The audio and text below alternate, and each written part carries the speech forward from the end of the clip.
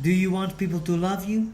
Then learn to shut your mouth.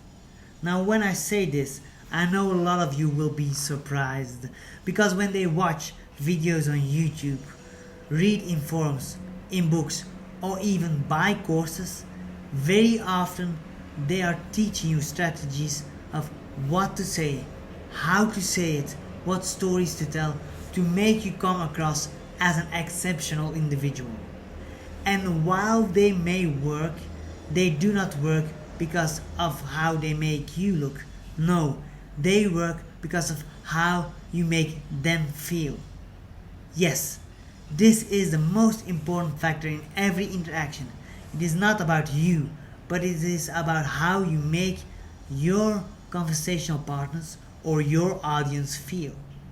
So, how can you do that? How can you make people feel fantastic about themselves? Well, by learning to be silent. Take an example. Let me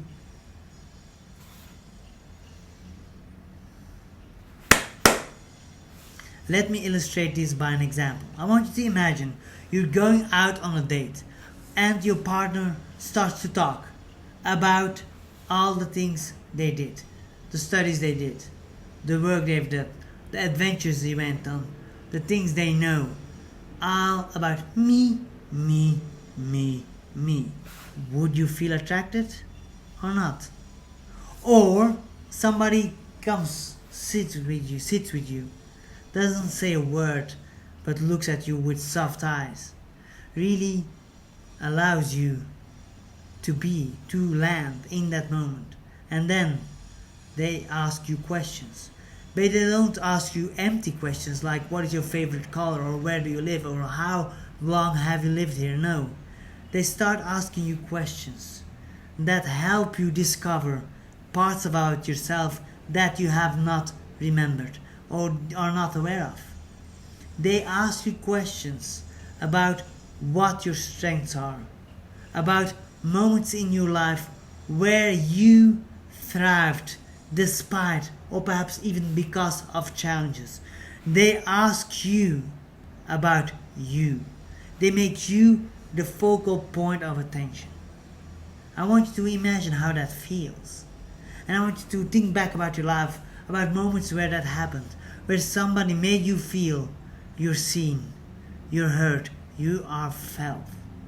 And I guarantee you that for sure for me, when somebody gives me the gift of their full presence, where they subcommunicate by listening and holding their mouth, that I am the most important person in that moment, they made me feel so attracted. And those people I'm still very good friends with, because we can do this. We can exchange these moments of pure presence with each other. But how to do this for a group? Well, exactly the same thing happens.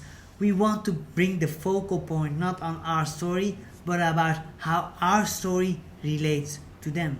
And how you can do that? Well, again, you ask questions and you hold your mouth. Of course, on a stage you can't hold your mouth for so long, but using silence to allow your public to relate what you just said on their own lives is so important. Then when you speak, I want you to become very intentional with your words. I want you to really consider that every word you take has to pack power. How to do that? Well, you delete words like I just created. Well, you know, you delete the fillers that you use to give yourself some time to think about your words. It is much more powerful to just be silent. Allow the words you just said to land. Give yourself the time to connect with the message you want to bring.